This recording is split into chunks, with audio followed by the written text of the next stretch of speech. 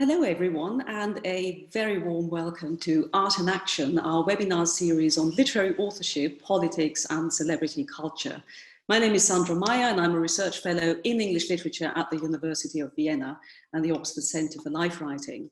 Now, as many of you will know, Art in Action was originally conceived as a two-day international conference at the Oxford Research Centre in the Humanities, and it was supposed to go ahead there at the end of March, but of course sadly had to be cancelled when COVID struck and more or less stopped us all in our tracks. This means that we couldn't be more delighted to be able to revive Art in Action in a digital format as a series of exciting online talks and discussions revolving around a topic that seems more relevant and timely than ever in those unsettling and challenging times that we live in, namely, what is the role of literature and what are the wider implications of authors' social responsibility and cultural authority? And also what happens when we view this complex relationship between literature and politics against the background of celebrity culture and market activism? Is it, as Benjamin Zephaniah puts it so aptly and so plainly in his autobiography, that you can't just be a poet or writer and say your activism is simply writing about things, that you have to do something as well, especially if your public profile can be put to some good use. And I'm quoting him here directly from his autobiography. So I think these are questions and issues that have a particular resonance in these turbulent times, and Ruth Scobie, my wonderful co-organizer, and I are hugely grateful to our conference partners at Torch and their fabulous team, first of all, for providing us with a virtual space in which we can have these conversations. And second of all, also for providing us with such tremendous support every step of the way, while we've been kind of navigating unfamiliar territory. I'd also like to thank our other project partners, the Oxford Centre for Life Writing, Postcolonial Writers Make Worlds, the Stephen Spender Trust, and last but very much not least, the FWF Austrian Science Fund, without whose generous support this whole project would certainly not exist.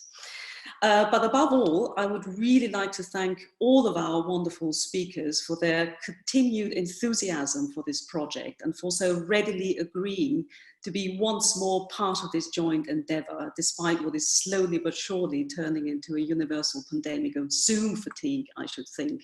So it's really all of you who've made this possible and who have allowed us to put together once more a really exciting programme, which you can access on our Art in Action website and also via our Art in Action project page at Torch. And I think there'll be coming in some links in the chat in a minute. Now, I should also say that some of our events, including this one, will be recorded and edited versions will be subsequently available on the Torch YouTube channel, which also means that you can catch up on some of the exciting discussions that we've been hosting here. But now, to kick off our series, we are absolutely delighted to be hosting a very special event, the virtual launch, discussion, and I think most importantly, celebration of state-sponsored literature, Britain and cultural diversity after 1945, which is the first monograph by Asha Rogers, and which came out with OUP back in March. Now, if that wasn't a particularly good time to be holding an international conference, it also probably wasn't the best of times for your book to come out in the midst of a global pandemic. But in fact, as I was reading Asha's book, it really struck me that in fact there couldn't be a more appropriate and a more poignant moment to discuss the issues that it raises. It's really a book that not only gets to the core of the concerns that we're aiming to explore here in this webinar series, such as who or what defines aesthetic and literary value, issues of gatekeeping, cultural consecration, canonization, the balancing act between artistic autonomy, political commitment and market pressures, the thin line between state power and state responsibility, and also the complex relationship between individual and collective agency. But it's also a book that very much speaks to the current historical, cultural and political moment in its exploration of how the arts, of how literature shapes our sense of cultural and social belonging. And it also prompts us to think about the role and the function of the arts, their value and their position in modern public life. And I think this very much ties in with some of the debates that have resurfaced recently in the course of the COVID pandemic. And only a couple of days ago, we had a protest march here in Vienna of cultural practitioners and artists calling upon the state to reaffirm their relationship with the arts and to support not only struggling businesses, but the arts in their entire spectrum. So Asha's book is really an important intervention that throws light on this complex relationship between writers, state-sponsored organizations and audiences. And it's a huge honor for us to welcome Asha here today and her distinguished panel of commentators, including Chantal Edwards, Lyndsey Stonebridge and Michelle Kelly, who will be chairing today's discussion and to whom I will be handing over in a minute to fully introduce the panel. But before I do so, let me just say a few words in terms of housekeeping and also about the format that we're going to follow. So after handing over to Michelle and introductory remarks from her, Asha will be talking about her book. She'll give us a flavor of it, of what she's been trying to achieve. Afterwards, we'll hear from our commentators who will share their thoughts and perspectives on the book with us. And Asha will then have a chance to respond to some of the issues that have been raised as a way of sort of entering a more informal discussion amongst the panelists. We will then conclude the event with questions from our audience, which is when I'm going to reappear on the scene to open the discussion, to moderate the general Q&A. And here's a bit of housekeeping. I should say that if you have questions, do please post them on the Q&A function of the Zoom webinar. We'll also be keeping an eye on the chat, but do focus on the Q&A, which is where the questions should go. It's just simply for reasons of practicality that is easier for us to manage. But here we can also count on the support of a wonderful colleague of mine here in Vienna, Jenny Toyer, who's supporting the Art in Action team and acting as a kind of mistress of ceremonies behind the scene. So now, without any further ado, let me introduce today's chair. It's a real pleasure to have Michelle Kelly here with us, who's joining us from Stockholm. Michelle is a departmental lecturer in world literatures in English in the English faculty at the University of Oxford. Her research mainly focuses on South African literature, especially the work of J.M. Coetzee. She's also interested in comparative frameworks of world literature, in particular the relationship between literature and the law, which is also explored in the British Academy funded project on PEN International's Writers in Prison Campaigns, which I think has also led to a co-edited volume entitled Prison Writing and the Literary World, which will be coming out fairly soon, I think, with Routledge in the autumn. So that's definitely something to look out for and to look forward to. And I'm particularly delighted that she is part of today's event, as Michelle was really one of the people who were instrumental in the early stages of the Art in Action project, which was really launched 4 years ago with a one-day torch symposium in which Michelle also had a very central role. So it's great to have her here today. And once more, a big thank you, to Asha, Lindsay and Chantel, and of course our audience for joining us here today. A very warm welcome to all of you.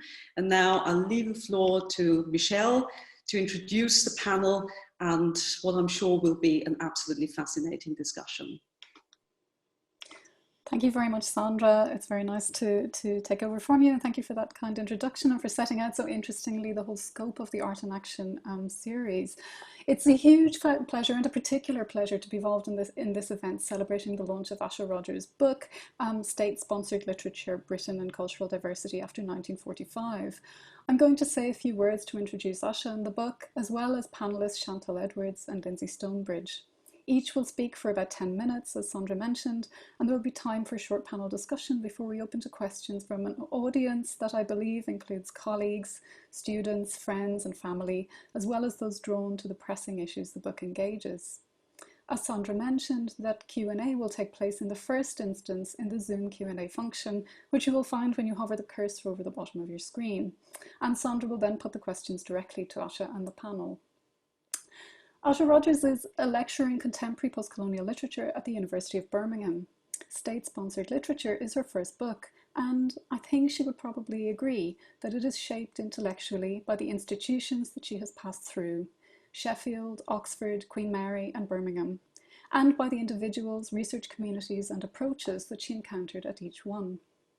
But the range, ambition, and urgency of the questions the book engages with reflect her own distinctive and expansive vision of literary culture and reading communities, from the Northern Examination and Assessment Board's GCSE anthology, which she used as a student, to the workings of UNESCO. The book is a scholarly high-wire act in which, to use the framing terms of Chapter 2 on the Arts Council, the idea of state subsidy as first aid for the wounded patient of literature is in constant tension with the literary shock treatment that might be administered by writers and their work. In this encounter, questions about what counts as literature or aesthetic value, who is the reading public or publics in an increasingly culturally and ethnically diverse Britain, and what is the relationship between writers and communities are far from settled. Each chapter dismantles anew the idea of the writer as the solitary romantic figure communicating directly with an ideal reader. Instead, drawing on evidence from a range of different archives, the book shows how state institutions and the individuals who move through them, often writers, have attempted to support 20th century British literary culture. In it, we find new lines of approach to the relationships between writers, literary communities, and reading publics in the UK and abroad. Fresh perspectives on academic debates that have coalesced around terms like English, British, postcolonial, or world, and a renewed sense of the potential for archival, book historical, and institutional approaches to literature and the new literary histories that they can produce. In its parallel focus on state subsidy and cultural diversity, the territory covered by state-sponsored literature has never seemed more relevant and urgent. Thanks to Sandra and Ruth and the Art and Action series, we have the opportunity to discuss it at a moment in which there is renewed scrutiny on the position of Black and minority ethnic writers within the British literary world, again, and an enormous urgency in calls for state support for the cultural sector as a result of the COVID crisis. Our panellists, Chantal and Lyndsey Stonebridge, are well placed to help us begin that discussion. Chantal is creative producer of the 2020 Birmingham Literature Festival, the city's annual celebration of books and writers, which is imminently going to take place online. Chantal also holds a doctorate in English literature on the construction and circulation of narratives of British mixed race in contemporary fiction. Lyndsey Stonebridge is Professor of Humanities and Human Rights at the University of Birmingham. Her work focuses on 20th century and contemporary literature and history, human rights and refugee studies, drawing on the interdisciplinary connections between literature, history, politics, law, and social policy. Her book, Placeless People, Writing, Rights and Refugees, was winner of the 2019 Modernist Studies Association Best Book Prize and a Choice Outstanding Academic Title. I'm going to hand over to Asha now, who's going to begin to introduce her book to us, and that will be followed then by Chantal and Lindsay. So over to you, Asha. Thanks so much, Michelle, and it's a particular pleasure for me to do this with all of you. So thanks to Sandra and to Ruth and to Jenny, but also to Michelle and Lindsay and Chantal for agreeing to take on this hopefully joyful task during the pandemic. And I want to begin by just offering a couple of thanks to two sets of people actually, who I hope are here somewhere in their own locations. And the first set are my English teachers, Annie Fox and Dave Martin, both who taught me at St Francis Xavier Sixth Form College in Balham in South London, and also to my PhD supervisor, Peter MacDonald. In various ways, all of you kind of took a punt on me and taught me how to navigate worlds of literature and how to put that in conversation with the wider world, and also how to teach and how to be a decent human being. So I think that's a really nice place to start our conversation today. Thank you.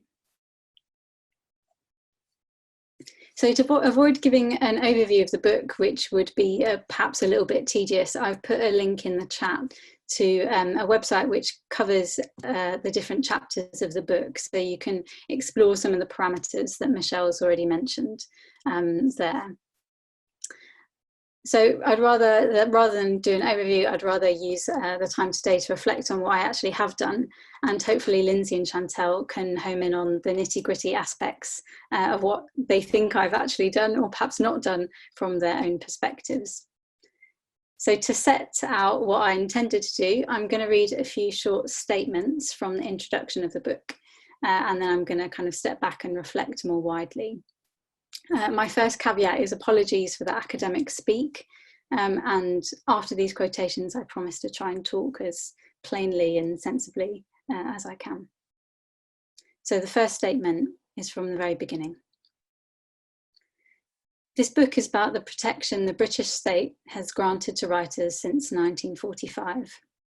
The state's expressive acts of subsidy, sponsorship and cultural policy were a major material condition of literature in Britain in the second half of the 20th century, even as its efforts were often relative, partial, and liable to disruption.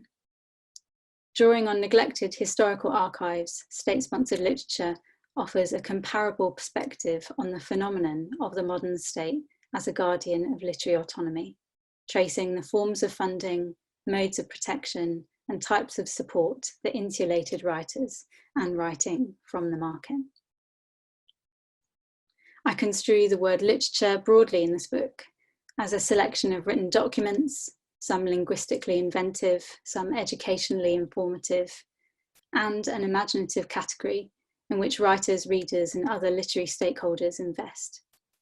The literary is often imbued with an abstract notion of aesthetic merit. A proper framework of expressive acts would include the state's role as an educator, spender, or subsidizer in all its forms, through monuments, museums, national and international events such as the Olympic Games opening ceremony, education, professional codes and standards, subsidised literary and cultural works, grants, prizes, tax relief, or indeed the threat of its withdrawal. So having read some of those quotations out, I hope that gives a sense of the main concept of the book, which was to capture some of the British democratic state's efforts to support writing and reading of literature, as opposed to having a kind of purely Orwellian presence as a censor or as a supervisor. In particular, I'm interested in how public funding was used to head off some of the more obviously commercial threats to artistic writing. And the most obvious everyday example we have of this is the BBC, where the licence fee has historically enabled the BBC to do various kinds of non-commercial things, whatever we might want to say about what the BBC produces today. So I was doing this work while at the same time very conscious of the fact that these historically important efforts which I think happened with kind of new energy and interest after World War II, were always likely to be fraught with their own tensions, always fraught with their own limitations and difficulties. As Michelle has alluded to, I can't really talk about what I set out to do without reflecting on how I did it. So this book answers the question of state sponsorship of literary writing by looking at a variety of institutions rather than one single organisation. State sponsorship came to mean a variety of things for me in each context I studied, from parliamentary funding dispensed to writers directly by quasi-autonomous organisations like the Arts Council, to the national curriculum, which shaped ideas of identity and culture in a more diffuse way. But this was also a project quite consciously framed by the archive, or the various organisational archives in play, which has meant that this book has always had a fairly heterogeneous, varied character. This attention to archives also meant that it was a project that evolved significantly in the course of its life cycle. And this is really an effect of the work that I do, and perhaps why it's taken me so long. And I've just realised I haven't shown you the book, so there you go. I'm not sure if you get to see it with the text the right way around or not, but there it is. So I bring this point about archives, partly because it was work with archives which informed when I realised what it was I was trying to do, which isn't as early on as you might think. I think I was knee deep in the project before I realised what it was I was trying to do. And a real turning point for me, perhaps one that we'll come back to, was a particular controversy involving the Arts Council's funding of Black British writing in the 1980s. And yeah, as I said, we might come back to the bizarreness of that controversy, which very much came out of my archival work. But this incident also revealed to me what was at stake in the project for me as an individual and as a scholar, and also as a descendant of Irish and Punjabi immigrants to Britain in the same period of time that I was studying. And it was in this period also that I learned to read, both in the fullest sense of what that might mean and in the most literal sense. So I was very much formed against the same backdrop that I was trying to study. So if one way of thinking about this project was about the different forms of state sponsorship that have occurred since 1945, roughly until the present, a second emerging axis came out for me, which was about the changing demographic of Britain, and how this challenged relatively embedded ideas about who literature's public was and who it is today. And I was really interested in doing, as I was doing the work, in moving from the perceived to the lived and to the real. And it's this kind of second axis that is the second quotation I'm going to read from the book's introduction. The historical context of British multiculturalism is key to the argument I'm making about the social publics the state addressed in this period. Asking what kind of public the state imagined for literature and provided for in its funding is to recognise, on the one hand, and after Michael Warner, that publics, quote, exist only by virtue of their imagining. The creativity sanctioned by state funding was informed by historically constructed ideas about particular social publics. Of course, publics are not only imagined, but situated. So what kind of public then responded to this idea of state support and exerted pressure on it at the end of the empire? It is one of the book's several purposes to underscore the significance of the ethnic and cultural diversification of the United Kingdom at mid-century for Britain's publicly funded culture, its policies, practices, and priorities. The confluence of state investment in the cultural field and large-scale post-war migration to Britain thus indicated how literature's material fate was not divorced from broader social and political transformations at the end of empire, but intricately woven into them.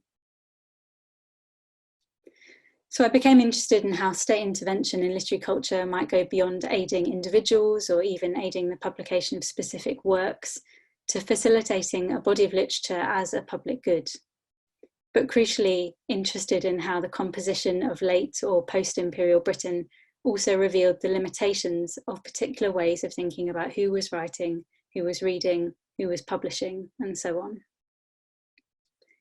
As I did the research for this book, I was constantly alerted to the double-sidedness of it all. On the one hand, public funding has historically created space to thrash out literary questions about what kinds of writing are valuable and important, or what it is that writing can do. And on the other hand, the state's involvement with literature and writers has staged many key issues of public debate that register much more widely than we often think when we use the word literature or the literary. And those debates include questions about who we are. Just to end then, I always feel like I need to acknowledge that there are plenty of things left out of this book. It's a book of potentially enormous scope. There are plenty of individual writers who do not feature, and also whole programs or perhaps even whole institutions. I say nothing about translation, for instance. It's an obvious point, but what was at stake in it for me won't be the same for another scholar. And in many ways, this is not single scholar work. Rather, it demonstrates a method of engaging with the archive and responding by doing what you can with what you find. And my recurring thought that I think I probably shared with quite a lot of you who are watching was, I would love for someone else to write this book so I would know how to write back. But in lieu of not having that, I had to write it, so we'll see. I'm one reader of this archive and these histories, and I'm one reader of these archives and these histories, and I hope that others will take up these threads and follow up loose ends and do creative and interesting things. So this and the kinds of writing and research that's afforded by an academic book notwithstanding, is still my hope that this book makes visible some of the things about the role of institutions and the state, and about real versus perceived literary constituencies, and how subsidy is part of the wider story about these kind of imbalances in public life. Thank you. Over to you, Michelle.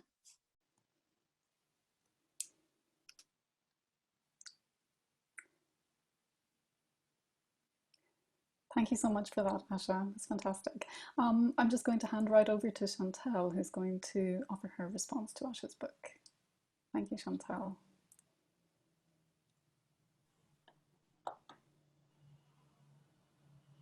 Hi. I just wanted to start by saying thank you for having me and for the opportunity to talk about your book, which I thought was brilliant. I thought it was a really, really comprehensive study of the sort of flashpoints of state interventions and the challenges that arose to them. And I thought the archival approach and methodology was really interesting and detailed, and that it allowed you to explore some of those key debates and the ways in which they were framed through really specific examples. And the whole time I was reading it, I just kept thinking that it felt like a really pertinent moment to be reading this book, and a lot of issues that the book raises around diversity in literature, about the ways in which we frame and read diversity, and the ways in which literature's inculcated into like wider narratives of state and nation in the UK, just felt like very, very relevant. And I think a lot of the things that I have sort of written down to bring up and talk about today are really framed by that context. And yeah, one of the things that sort of really struck me time and time again when I was reading it was that, you know, you have this great like body of archival evidence of all the different types of interventions that have been happening consistently across the years, and yet, you know, we're in a place today in 2020 where we're still facing like the same sorts of issues and the same issues of underrepresentation in literature and things like that. So there were a couple, I guess the way I've sort of framed my response is there are a couple of chapters that really stuck with me, and those are sort of the two chapters that I'd like to talk about today, and hopefully I'm hoping that you might respond to. The first one was chapter 3, which is called On White Men and Burdens, and deserves discussion for an excellent chapter title in and of itself, really. But that chapter looks at the ways at the Arts Council's mobilisation towards writing by Black and Asian authors in the 1980s, and the opposition against programmes that focus support on African, Caribbean, Indian authors. And I think you alluded to it, I think this is the scandal that you alluded to in your intro, Asha, but the sort of the case study that I couldn't quite get over was Fiona Ketley, which I think is how you say her name, who took the Arts Council to court over claims that a bursary programme discriminated against her on the grounds of her white English identity, because I think it was a specific call out that targeted its support at African and Caribbean writers. And I think reading that, so, you know, that's in chapter 3, and then sort of reading on through the book, and then in chapter 7 you talk about the fact that there was a similar complaint against the Decibel programme in 2004, I think that was, and the Jalak Prize in 2017. And I guess what really struck me was the circularity of those arguments and those debates, and the sort of, you know, I don't know, it sort of feels like there's a sort of decade period in which that same debate comes up again, and there's a, you know, a resurgence of that sort of ideology. That sort of, you know, continues to result really in the need for continued state intervention. And I think the book does a really good job of highlighting that, you know, we need to keep, there still needs to be interventions like this in order to diversify literary representation in the UK. But also at the same time, there's this sort of underlying lack of change in the institutionalized literary landscape. That means we'll never get past that. We'll never get past that point of always sort of needing state intervention, because there's no real lasting change or progress. And I think I've made that sound much more pessimistic than you did in the book. But yeah, I guess I find it really hard to divorce my reading of the book now from, you know, all the sorts of different debates around diversity and representation in publishing that's happening right now. But I was really interested, just on a slightly more positive note, I was really interested to read through all the sorts of different types and avenues of support that have been made available, and surprised by how many of those had been implemented in the 1980s, sort of during Thatcher's government. That was a nice surprise. And I guess the sort of other chapter that I was really hoping you might talk a little bit more about today was chapter 6. And chapter 6 looks at the implementation of the national curriculum and the sort of broader project of defining what is English literary culture and what sits outside of it. And you use I think the 1996 Northern Examination and Assessment Board's GCSE anthology as a case study to analyse the ways in which that framed a separation between what type of writing is literary, and I feel awful for using air quotes, but I feel like they're necessary. So, you know, thinking about what's literary in terms of sort of traditionally white male canonical authors, and what is a cultural text, which tends to be, you know, writing by authors who aren't white and aren't British. And then I guess rife within that is the implication that the former has literary merit in and of its own right, and that the latter is much more about otherness and difference, and sort of sits outside those same metrics of what is literary. And it really made me think around, you know, that the ways in which labels like Black British author and British Asian literature continue to feed into that distinction between what is literary and what is culture, at institutional and commercial levels, both like through things like the GCSE anthology and the way in which we think about canons, and the ways in which I guess those labels sort of continue to inform the ways that we read those texts and the ways in which schools are teaching students to read those texts. So, you know, even in the cases where intervention is intended to address deficits in representation, at the same time, the delivery of those interventions reaffirms those reductive modes of reading. And I think you illustrated that problematic really well, because you use the examples of the student responses to the anthology in their exams, which I thought, you know, really illustrated that problem. And I guess, again, sort of thinking about that in a contemporary context and framework, there's been, you know, in the sort of wake of the Black Lives Matter protests, the recent ones, there's been sort of renewed pressure on the government to include texts like The Good Immigrant or Why I'm No Longer Talking to White People About Race on the curriculum.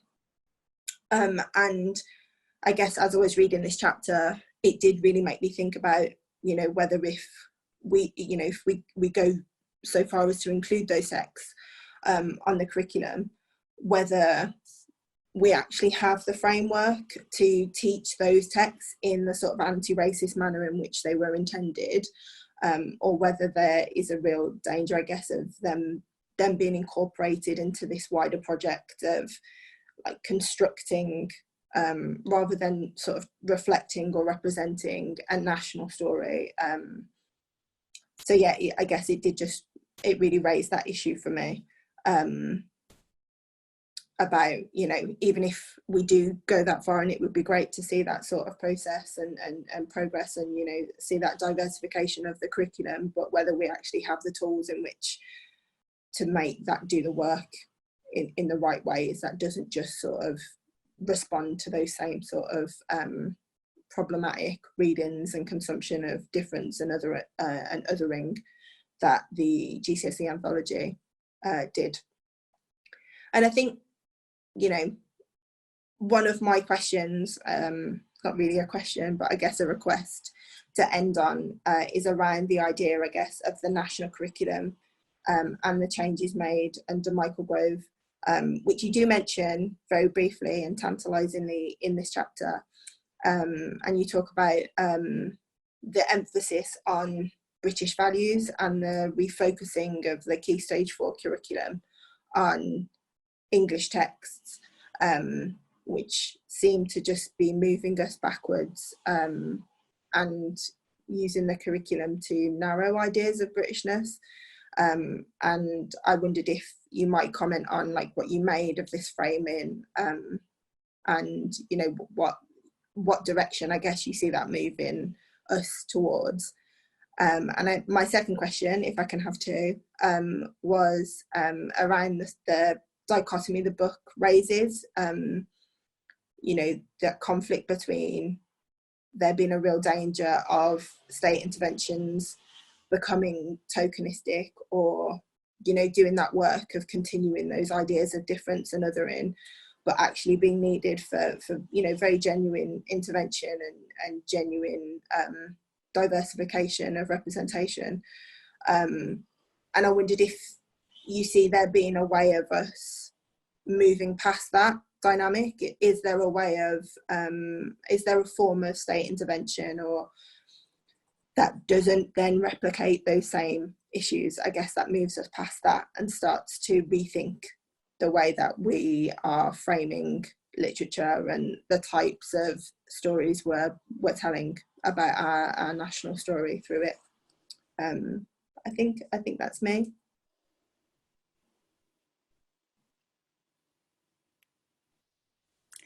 Thank you very much, Chantal. That was great. And they're brilliant questions, I think, to kick off our discussion.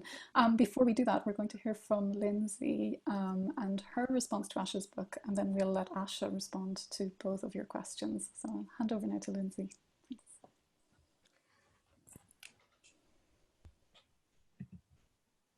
Hello? Yeah.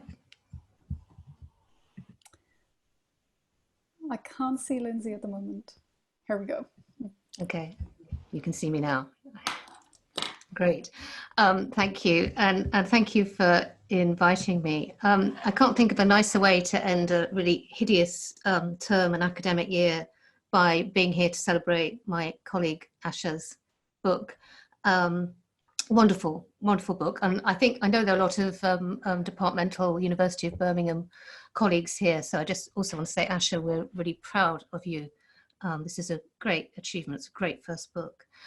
I want to focus on the two chapters which I think are at the core of this book, Asha, which are the two chapters on Salman Rushdie's Satanic Verses. Now, this is a story of two Salman Rushdies, the activist anti-racist Rushdie and the darling of the liberal literati Rushdie. And that dichotomy runs right the way through your book. Now, this, of course, is a story that's been told before, but I think, Asha, your reading of it gives a really vital new twist, which I think not only changes how we read that episode from the late 1980s and early 90s, but also, I think, really crucially, and Chantal has touched on this, helps us focus on where we are today.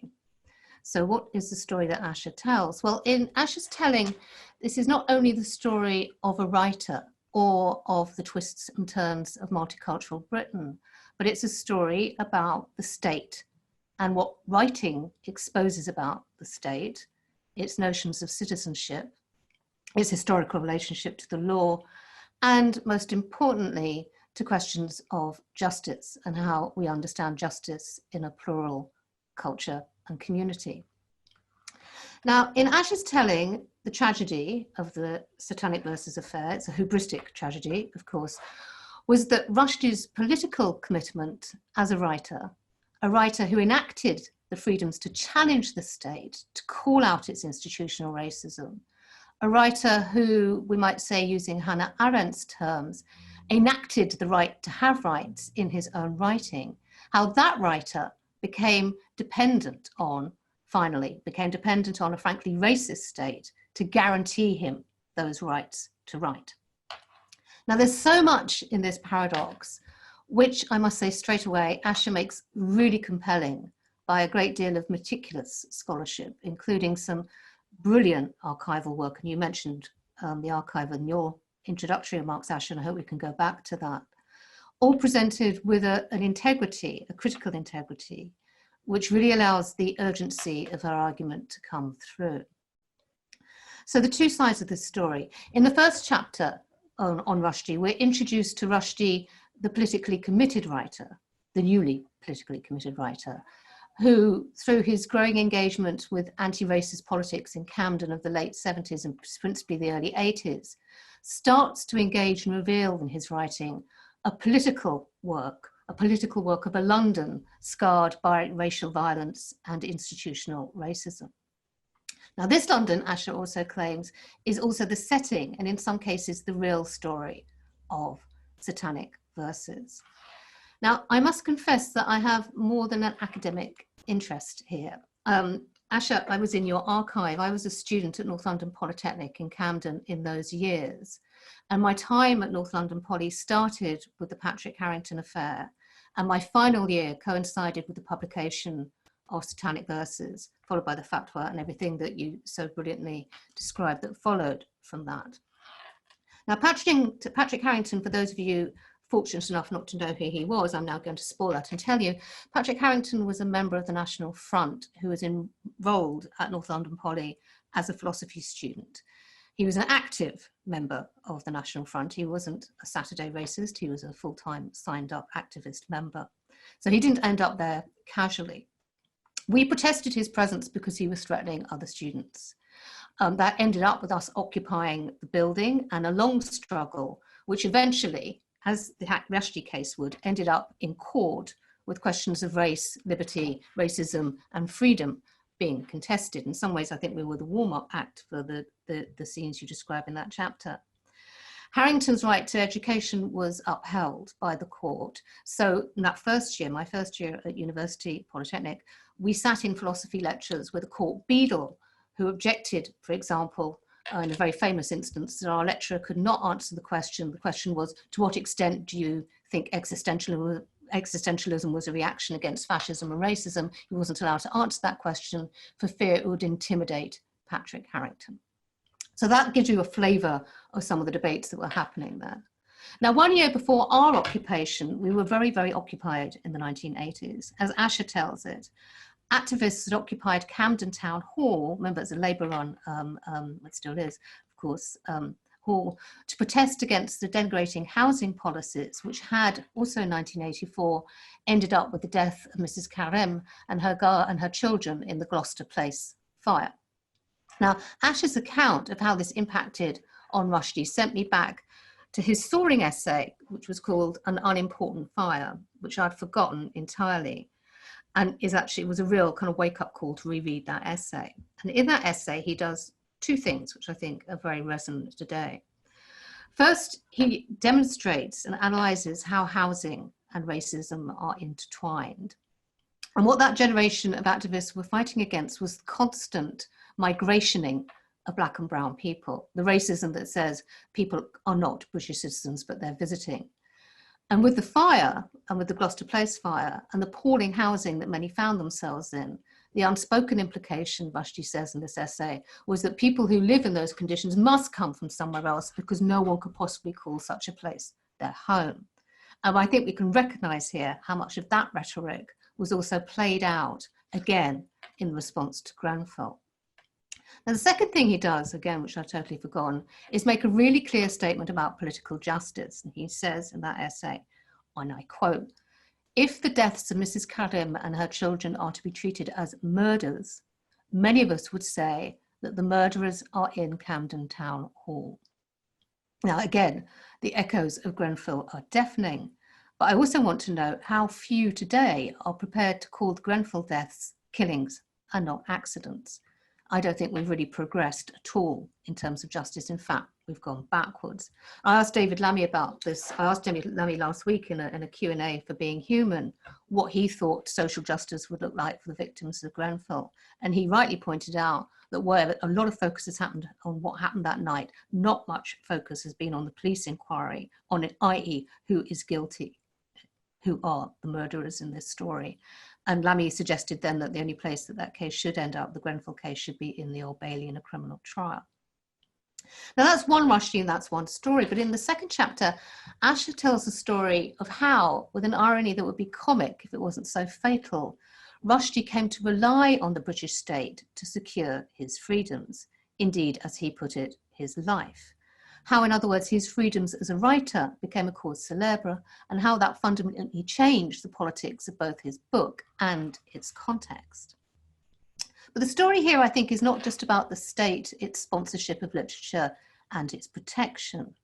It's also about a state that has done some rather magical kind of vanishing. And I think the state has been vanishing since in 1980s in some very interesting ways, which I want to question about, where the state is going in your book in terms of that vanishing. The Conservative government stood up for Rushdie's freedom of expression, and this was, as Asha tells us, tested in the courts, including the European courts, which largely found 4 liberal principles for the freedom to debate, dissent, critique, and create. But what happened in that move, with the gathering of words and the rhetoric of freedom into the case for Rushdie, was also an abstraction, I think, away from the very real questions of citizenship, belonging, who are we, as Asha said at the beginning, religion, inequality, and plurality raised by the case. The words, the debates fluttered too high, and what you saw was less the power of the states than the rather weird power of a rather weak rhetorical politics. And again, I think this is was precedent for where we are now. On the one hand, where we are now, we have Black Lives Matter protesting, racialized killing, institutional racism, and simply unbearable levels of injustice.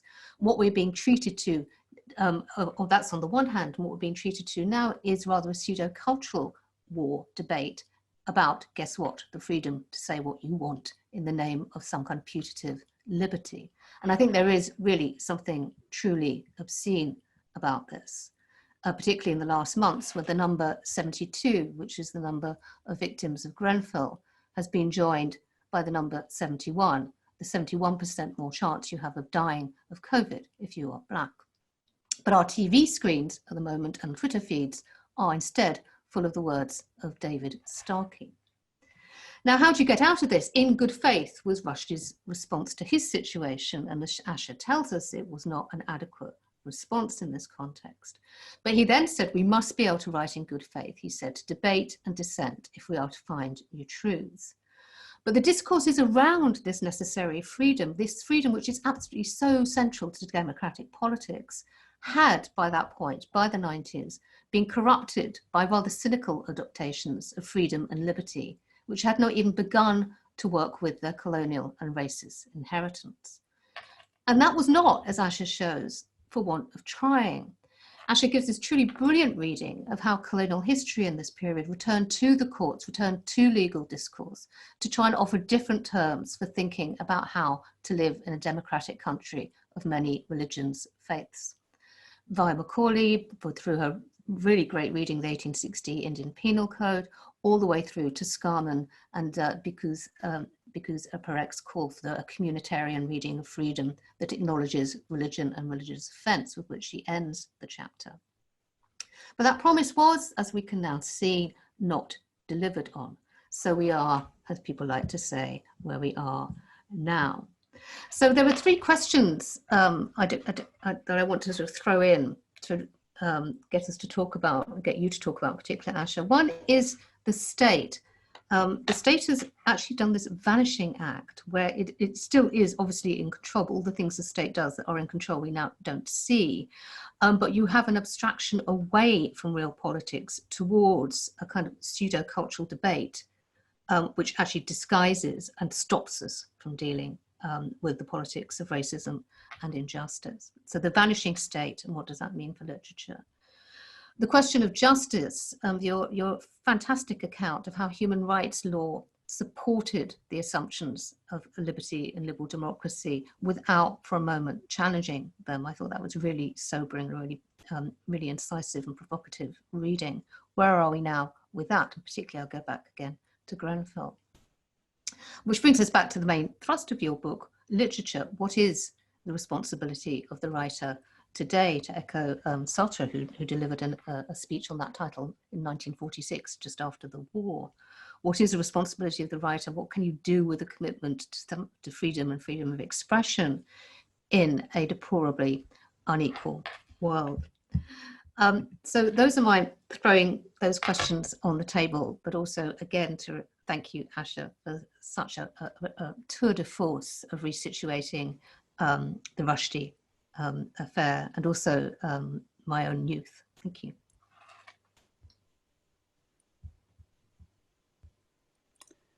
Thank you so much, Lindsay.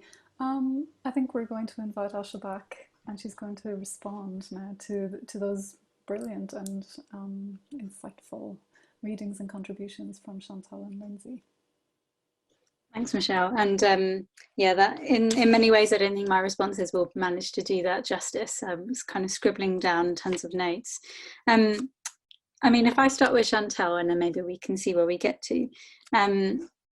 Yeah, I'm really interested in what Chantal kind of had to say about, actually, I think this is something that both Lindsay and Chantal bring up, which about, I was thinking about diversity, but actually it's kind of echoed in what Lindsay has said about justice, which is questions of circularity, of a kind of strange temporality, of things being kind of looping back round again and again.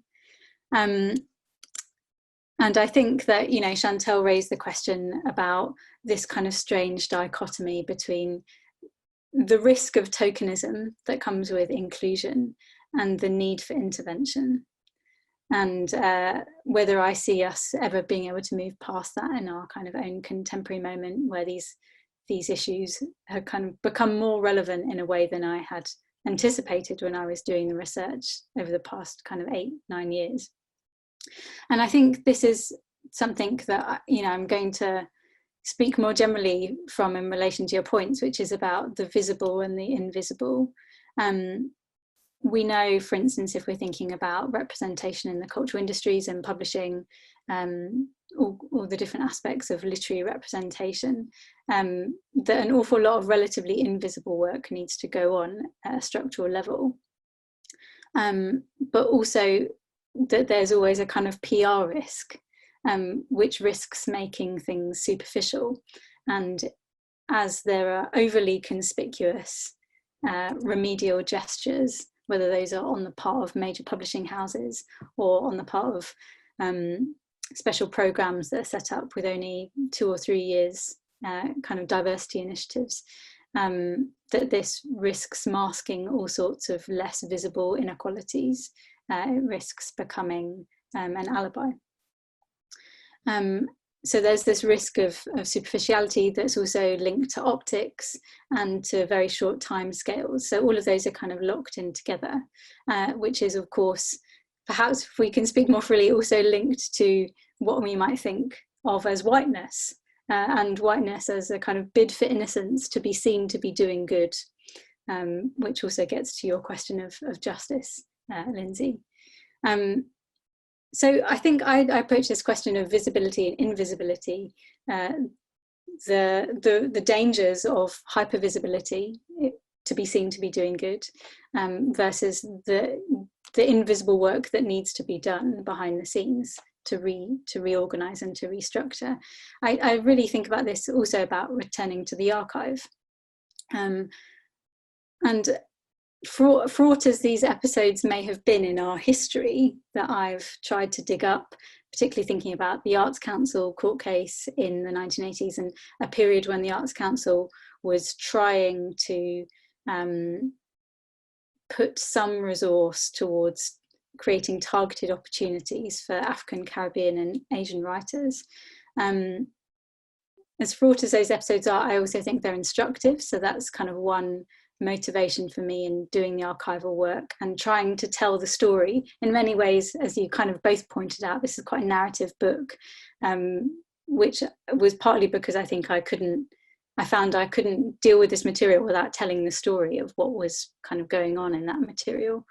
They're also instructive, and one of the most kind of sobering and in some ways kind of beautiful statements of what was at stake, really in the 80s, really speaks to our current moment now, was a statement written by the West Indian poet James Berry in 1989, and he was called by the Arts Council to testify in the courts about how Black writers had major disadvantages in getting published and deserved targeted opportunities at a state level. This was particularly about a bursary programme where writers could apply for a few £1,000s usually to support particular projects. And Berry gives this amazingly eloquent statement that reads like all sorts of things that we're hearing now. If you think about the recent open letter by the UK Black Writers Guild, subsidy is temporary relief from a daily experience of racism. But what's fascinating to me, and this is an anecdote really, is that Berry's estate, Berry's own archive, which is at the British Library, had no knowledge that he had done this work. It was something that I found in the Arts Council, and that's kind of a small kind of anecdote really about the visible and the invisible, and also about strange temporalities in thinking about what was the past and where we are now. And as much as we want to be moving forward in a kind of linear march to progress, I think it's important to kind of grapple with these materials and what the kind of questions that they raise really. And it will be, of course, interesting to see in this kind of emergency climate of arts funding, what the loosening up of these funding streams in order to be more responsive allows for, and also all the things that will fall through the gaps. So that's kind of one of the things I wanted to say in reply to Chantal, and I'm sure she won't want to come back on stage, but actually my question is partly to her as someone who is a kind of a practitioner, as someone who's programming a literary festival, how she sees her role, less as a gatekeeper, and we might want to think about whether there are better words, than as someone who is curating, and with these questions of tokenism, but also intervention at stake. But Chantal, maybe I'll let that be a rhetorical question, and you can reply if you want to. Asha, I'll just intervene and maybe suggest that Lindsay and Chantal, appear for us, and that, Chantal might want to give a quick response to that now, but that maybe there's more scope for a discussion as you move through their different responses. I think I'm back. You want to take that up, Chantal? Yeah, it's a big question. I guess I wouldn't see myself as a gatekeeper in the same way as we might use those phrases. So I can only sort of foundationally, I guess, in thinking about, like, and I do that a lot, thinking about who we have on who we're booking for the programme, who they're in conversation with, where the spaces. I think a lot about the spaces in which those discussions take place, and I think it is very much like partly, I think it's a really good division in thinking about like what's visible and what's invisible. It's partly about the authors that we're representing visibly in terms of programming for things like festival events, or I guess any sort of representational field. I guess I am always trying to think about it in terms of, okay, what's my role invisibly in this, and how we sort of try and decolonize spaces like that, and the visible, and thinking about what authors we're asking to come, what we're asking them to talk about, what books we're discussing, and bring into a sort of wider audience. I'm not sure if that answers your question, but I think it is. I think you're completely right. It's that real balance between the work that's done behind the scenes and the work that's done on a stage. Yeah, thank you. Shall I move on to Lindsay? I'm aware of time. Lindsay, thank you very much for that. And again, I kind of wish someone had told me that was what I was doing before, so I could really make sure that that was what I was doing, presenting these stories of the two Rushdys. And I think, you know, one thing that was really in my mind as I was doing this work was with the Rushdie material, it was meant to be one short chapter, and then it rapidly kind of became enormous. Was that in many ways this is a person, a writer, who is trying to negotiate worlds between the abstract and the concrete, and trying to navigate those commitments as well. And what is abstract and what is concrete is kind of often slightly beyond Rushdie's ken, which I'm sure I'll get in trouble for saying. I kind of take your point about the vanishing act of the state. I find that really interesting as a way of reading my own kind of archive in this book. And yet what I also found was, even though in the kind of the kind of final quarter of the book, we move increasingly into worlds of kind of cultural policy, the question of the law kind of persists, that we are constantly, I didn't think of myself as someone who's writing about the law, but you can't move for legal cases in many of these quite literary questions. Again, as someone who didn't think that they were writing about justice, the temporalities of Grenfell were sometimes overwhelming. I was writing this material in 2017, and it was really difficult to think about how do you even deal with the fact that these temporalities are so intertwined in terms of questions of justice. So I think part of my response to thinking about whether the state drops out of view is partly to do with the nature of what's happening with cultural policy at this time in the kind of late 90s and 2000s, and kind of questions of neoliberalism, I guess, but also about the law. And I wonder if as an approach, I actually hold on quite firmly to moving through time as a way of thinking through certain questions, although that does raise the question of what time we're in now.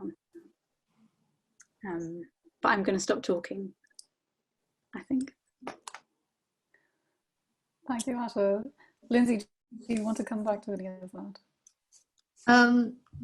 Only insofar as I think it's different temporalities, but I think it's also part of the same story, where the injustice is always actually deflected. And we had this, in response to, we're going to have a review. I mean, how many reviews do you need to have before? This is awful. The review says, it's really not great being black in Britain. Okay, this is not news. And also, it is around, and I think this is where I need to think more closely, or maybe we need to think more closely about the connections between writing and citizenship and the state, because citizenship in some ways is the mid-term between those things. And I was thinking of Ben Okri's talk he gave on citizenship just after Grenfell, or in the autumn after Grenfell, where he both pointed out, that there are hierarchies of citizenship. The first thing a colonial project does is decide who is and who isn't a citizen.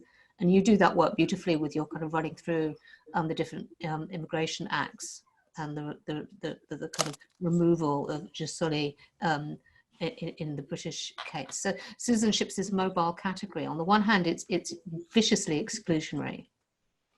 But on the other hand, as Okri says in that place, there's also citizenship is movable and can be occupied. So there are ways of going back to Arendt's right to have rights, where people occupy citizenship precisely at the point at which it's lacking. And I think Grenfell was exemplary for people doing that. Not just asking for rights, but actually, you might not be treating us as citizens, but we're going to actually behave like citizens. And guess what? So it's that, and literature has a place for inventing forms of creative citizenship. And the question is, how do we get beyond the neoliberalization and beyond the things that Chantal was talking about to actually restore or tap in to that as a political force. So to actually put literature back in politics, I think, rather than in policy or neoliberal rhetorical gestures is sort of the challenge I think we really have now, which also means, and then you alluded to this in your last chapter, is taking literature much more seriously than we're allowed to do at the moment as a transformative part of our political discourse. The one final anecdote, which might also give a different spin on this, is, you know, we haven't really dealt with the question of, do writers see themselves as political activists? You know, I think Rushdie was someone who, with his, you know, his voluntary work in Camden, was absorbing all sorts of lived experience, and that shaped his literary practice in relation to one of the aspects of what he was trying to do with the Satanic Verses. But this debate about whether writers see themselves as having political agency really comes up in interesting ways with the Caribbean artist movement, which I talk about a bit more in the earlier part of the book. This is a kind of body from the late 60s that is desiring to be outside of the establishment, and yet at the very, it kind of begins its own journey as a movement, an organised movement, at the same time that the Arts Council's literary department is also kind of taking wobbly steps after having been the poor relation of the Arts Council for at least 15 years. And so there's this temporary moment where they figure out if it's worth them trying to get money from the Arts Council, and the Arts Council is quite happy to respond. And one of the things the Arts Council funds is the second CAM conference, Second Caribbean Artist Movement Conference.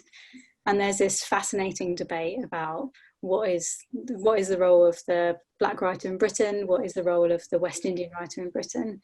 And just as it gets really fraught between the Black power camp and those writers that are just wanting to maintain this kind of transcendent sphere of art and language and beauty, John LaRose steps in. He's kind of an important figure in our kind of history as an activist, as a poet, as an organizer and a publisher. And he kind of does this brilliant diplomatic thing of saying, writers aren't politicians, but writers will always be difficult. And writers will always be awkward and challenging. And I just find that, I think that's a really suggestive way of maybe opening up the conversation more generally to think about the role of writers in relation to politics. Thanks, Asha. I think we're moving in the direction of the Q&A, but can I, and so if our audience have questions, they should feel free to insert them in the Q&A function at the bottom of the screen. I think you'll see it if you hover your cursor over the bottom of the screen. But can I seize my privilege for a second and just ask a question about that kind of visibility, invisibility, and also to do with the responsibility of the writer, but to do with your own methods, Asha, and the way that you make those actions of writers within organizations, both the kind of the behind the scenes work that they do and the sort of front of house stuff that they do, becomes visible through that archive. And your example from Berry of, you know, the left hand not knowing what the right hand was doing, you know, of his actions actually being buried in an organizational archive, are really interesting. So I'm just conscious in that story of individuals moving into these sort of semi-autonomous state organizations, taking enormous risks, personal risks, reputational risks in engaging with those spaces and leaving traces all over those organizational archives. So I just wonder, it's a question really about method and what you found in the archive, but also about the kind of risks that people now have to take in sort of moving into those spaces and making themselves visible and doing that work. Which falls disproportionately on writers of colour to sort of address the problems of a sort of a racist, kind of broadly speaking, kind of a publishing industry that is stacked against them. So yeah, I mean, this was one of the enormously rewarding parts of doing archival work, was really trying to get beneath the skin of these realities, especially as they've played out in kind of recent history. Also raises all sorts of interesting ethical questions, particularly when you're dealing with living subjects. One of my thornier writers that I write about in this book, who Chantal has alluded to earlier, was actually incredibly helpful, despite being ostensibly a difficult subject matter. People who were still around were very happy to, broadly speaking, to kind of be in dialogue and know they were being researched. But that does raise all sorts of ethical questions too. Yeah, I mean, I find it hugely instructive to read these histories of writers who have taken the leap and crossed over. There's a kind of question there, I guess, about celebrity too, when some of those writers are doing that in a very conspicuous way and wielding their kind of celebrity capital, if you like. And there's an element of self-fashioning there, but the vast majority of kind of figures in institutions that I did encounter in the archive, it is deeply invisible work. And the one great thing about our kind of colonial inheritance, if we want to name anything that's great about it, is a fastidiously documented archive. And that's not always true, but in particular in relation to the British Council and the Arts Council, there's a huge amount there that actually is enormously pertinent and instructive and fascinating in terms of the level of self-conceptualization, how writers, like any number of agents, understand what their work is to do. And there are moments of, that's not my work, but there are also moments of really seeing the task at hand. And one writer who does that in the book is David Daberdeen, who is a crucial figure in the Arts Council's attempt to begin to reform itself. But hilariously, he is from the beginning the one person who sees that there could be legal trouble down the road, and he's absolutely right. But he's also the same writer who says it would be racist to give funding to writers who aren't the best that they could be, and so we need to not be patronizing. We need to invest in an infrastructure that can allow writers to flourish, rather than do the kind of tokenistic thing that Chantal was mentioning. That's great, thanks Asha. I think I'll hand over to Sandra, who's now going to moderate and chair the questions that are coming from the audience.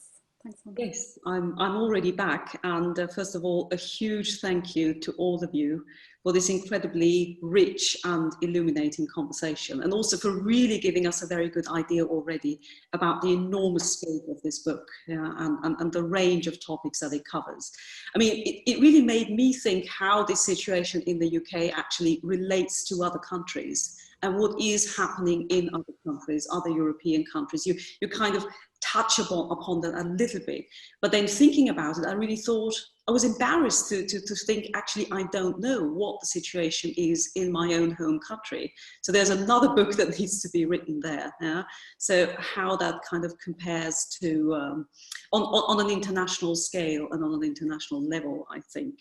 But yes, I mean, there are already some interesting questions that have come in. I mean, I'd have some sort of celebrity related questions, and I'm grateful to Michelle, who's already sort of steered us into that direction a little bit about this kind of complex relationship between individual and collective agency. So you're obviously dealing with those institutional frameworks, but then what becomes so obvious in your book is that quite clearly these institutions are made up and run at different times by individuals who leave their imprint inevitably through their backgrounds, their credentials, their beliefs, and all the rest of it. So I think that's quite interesting.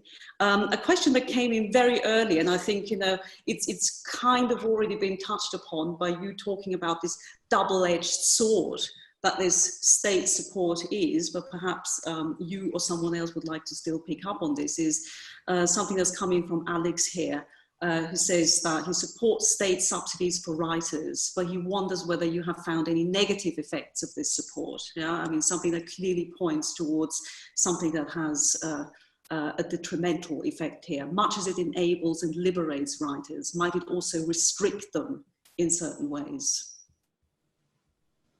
Yeah, thanks, Alex, for that question. Some of this might have to do with the method I use. So obviously in the archive, I find applications for funding in which writers are only too happy to be given £2,000 to pay their electric bill, so that they can not worry about the basics while they write.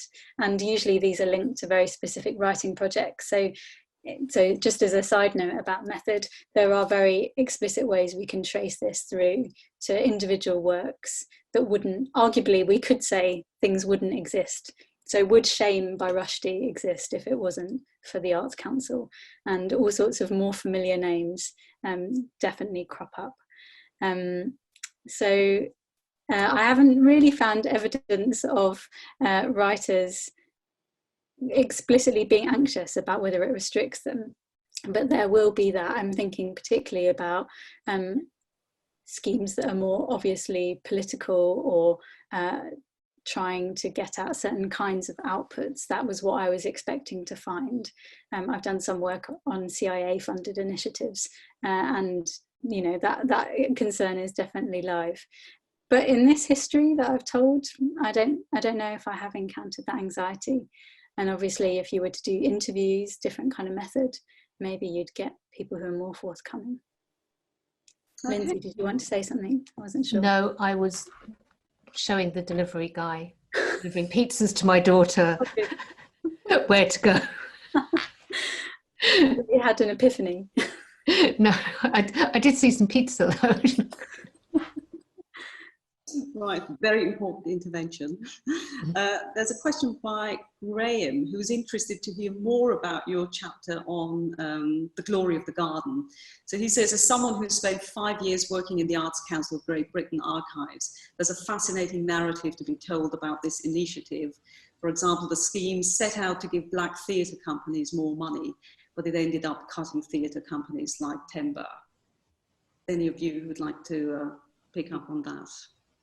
Would anyone else like? I'm just going to assume they're all at me unless you step in and save me. Yeah, Graham, you should read the chapter and let me know what you think, especially as someone who focused more on literary writing rather than on theatre. But the glory of the garden, which for those of you who don't know is a policy from '84, where the Arts Council did this great manoeuvre of managing to slash loads of arts budgets and came out in support of Black and multicultural writing, is fascinating for the kind of false position that it puts all sorts of beneficiaries of state funding. And as kind of Chantal mentioned, this emerging court case around the politics of, can the Arts Council give out targeted bursary funding targeted at specific groups, is one of the direct effects of the glory of the garden policy. So I'm not surprised to hear that there might be, again, one side of the brain thinking one thing, and then the reality few years down the line being quite different.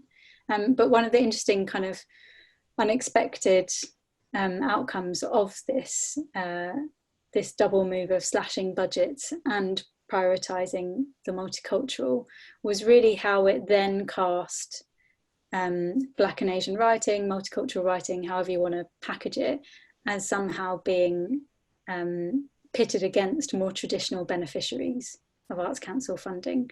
And there are all sorts of more traditional beneficiaries who were very nervous at this new move. So that's the story I tell about that. Right, now I'll just sort of move on kind of chronologically as the questions have come in. So there are actually two questions that have come in from Annie. So the first one is, I've just read an article making a false binary between excellence and diversity in terms of how the Arts Council should allocate money during this current crisis. Are there any lessons you've learned from research which would suggest a productive way forward? So that's the first question. And I'm also sort of, pop in the second right away. How do you think the changes in the national curriculum with a greater emphasis on Englishness has affected students' learning? Does anyone want to jump in? No, you're just going to let me do this. Thank you, Annie. I'm going to talk about the second question because, to be honest, I don't feel, despite having done all this research, I'm still stumped. I haven't got a soundbite about what the way ahead should be right now. The greatest emphasis on Englishness has affected students' learning. Well, given that you taught one who is me, who had to do that curriculum, I wonder what you think about how it affected my learning. One of the interesting things that came up when I was doing the work on the curriculum was really how it exacerbated this sense of Englishness always being difficult to pin down, elsewhere, invisible, absent, as the English literary heritage came to stand for literary heritage more generally. So I'd be interested to know, in your experience of teaching, whether students are any better at talking about Englishness. It might be that Englishness is more visible than ever as something that is, you know, stands for a particular canon or is conspicuous in particular lauded ways. But my experience from what I looked at was that it was kind of more evasive than ever. I don't know, does anyone else want to say anything on that? I guess, Chantal, that was partly at stake in your question too, wasn't it? Yeah.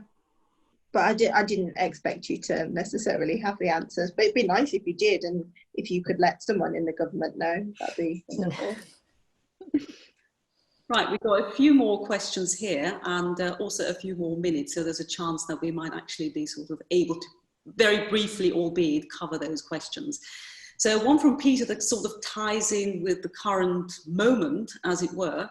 So his question is, what do we make of the fact that 2 Black women writers are currently top of both the fiction and non-fiction charts? Do you think it represents a new phase in the story that your book tells? Is it a recognition of the value and centrality of those experiences? Perhaps a real shift in terms of cultural gatekeeping? Really interesting one. Any thoughts on that? Chantal, do you want to say anything? I think it's wonderful. I think it's a wonderful, I like to think, I don't know, I'm trying to be hopeful about this current period of time is my guess. I think I'm trying to see that as this, hopefully it doesn't, you know, it doesn't feel like a moment like this has happened, you know, before. So I'm really trying to see that as this being the start of a more positive change. So yeah, I mean, I am hopeful is I guess my response to that, but we'll see. Yeah, for me it's partly about what we think things like fiction charts actually represent, and what we take them to mean, and again whether what we think the goal is here. You know, I think Bernardine Evaristo in particular, her critique of how in all sorts of ways she's been rendered invisible for much of her long career until this moment of conspicuous arrival, where people, even after a few weeks of her getting the prize, began to remember what her name was. You know, that's a really kind of good example of all of the ways in which it could be pleasing that we now see what you just pointed out in terms of fiction charts. But actually, do we want to invest in these metrics as some kind of success about who we are, or is it just that the kind of commercialization of how prize cultures works in a particular kind of way? It's a more depressing stance to Chantal. Asha, can I just ask, do you see a tension then between the state and the commercial field as potentially the agents of change? Because the way much of the discussion in your book is framed is that state subsidy is in fact protecting literature from a kind of an over commercialization, where actually here we see pressure on the commercial to be also an agent of change. Yeah, that's a really interesting point. And I think in all sorts of ways, you know, maybe this is what Lindsay was also pointing out, you know, the traditional welfare state with which I begin at the beginning of the book is gradually being dismantled in all sorts of ways in the historical period that I trace. And so, yeah, we might well see that shift, that, you know, that the state is present in a very different way, doing very different work, and it becomes commercially viable for the market to be socially engaged in various sorts of ways that are potentially quite troubling, even though they might have benefits to some individual writers or for some particular groups in maybe short-term ways. Right, now I think there's still some interesting questions, but we're also sort of mindful of the clock ticking away. So perhaps just sort of as a final question to collect final thoughts, perhaps from all from you. So there's one from Peter who says, rather than do politics or be political or be in politics, can literature change how we think politics or the state? Which I think is a nice broad final question to sort of round off. Lindsay, what do you think? Yes, I think it is acknowledging that, well, this maybe goes back to the last point, that literature is something we think with, and it's how we think, and we think collectively, because it's like Kant said with judgment, we read in a community, and that's why I think, like Chantal, I have a qualified optimism about this particular moment. But literature is something to think with. And it always has been the poetry of the future. Marx's great statement doesn't have to be directly engaged in politics, but is what Hannah Arendt would call part of our pre-political world. Literature gives us blueprints for the world we live in, the world we might like to live in. And I think when I was talking about, going back to the power of literature, I didn't so much mean that everyone has to be political all the time. It's just to acknowledge that literature has this historical, cultural, existential power to transform the way the world looks, and that's why we still have so many book clubs. That's why people read. I mean, that's why the work of literature takes place sort of outside of the universities and outside of the classroom in all these different places. So yeah, unqualified, yes. Well, and also I guess it gives us a way to see the machinations of the state play out in ways that affect all our lives, doesn't it? I mean, I think that was one of the things I realised it was possible to do, which is actually, if you think you might be following literary questions, but you're actually not. You're following questions that are about the state. Yeah, well, that also goes back to Michelle's question about the state or the market, because I think this particular state trusts the market to take care of things. And it's hostile. Okay, it's hostile to the arts and humanities. We know this. And so their argument will be the market will take care of it. And that's why I think with Chantal, it's quite nice for the market to say, yeah, we're taking care of that. We really like reading Black women. So sometimes the market doesn't give you what you want. And it's a kind of, it's not the market that Michael Gove is perhaps imagining. So you have to, shuffle between those two positions, I think, quite cannily at the moment. But it opens up a really interesting space. Chantal, do you want to add to that? Yeah, I mean, I guess to pick up on that, I guess it also is a vehicle, right? Like it's a vehicle that, through the curriculum and things like that, and in university is the way, and thinking more about sort of commercial things like literature festivals and things like that. It gives you a space, it gives you a vehicle, it gives you something to frame those discussions around. So yeah, also I think, like Lindsay, quite a hopeful, optimistic, qualified response to that. I think I'm going back in time more and more. I think I'm headed back to the 1860s, as Lindsay mentioned, so I don't know if it holds.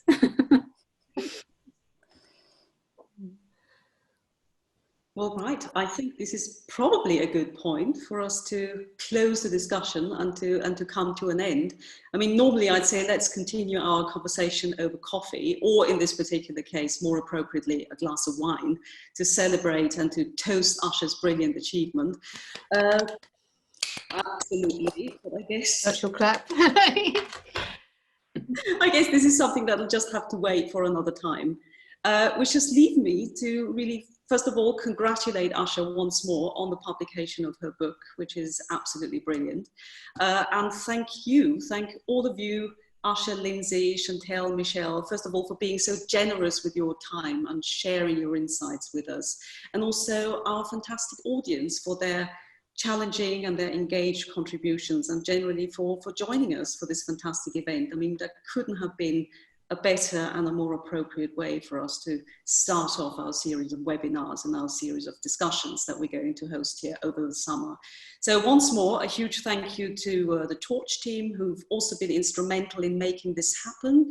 As ever, I think they're doing incredible work supporting projects like this one under difficult circumstances, and it makes a great difference because it means that we can actually keep projects like this one alive and keep the discussion alive. I would also like to say a special thank you to my colleague Jenny, who's been fantastic helping us navigate the challenges of the digital world and this new format. I mean, for some it's, well, not that new, and some are more practiced than others. It's certainly been an enormous relief to be able to focus on 2 or 3 rather than 5 or 6 things at a time. And also do bear with us if there are little hiccups. I'm sure by the end of this series we'll all be great experts.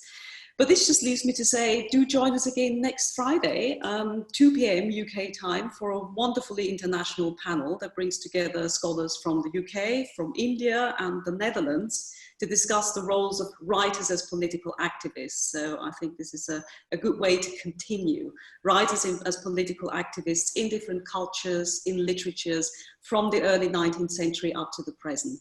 All the details and registration link can be found online. So I think Jenny has very kindly posted those links in the chat, and do come along again and join us. Until then, I hope you are and you stay well. And we very much hope that there will be a time when we'll be able to meet in person again. So in the meantime, greetings from Vienna, and have a lovely weekend, and thanks to all of you. Thank you.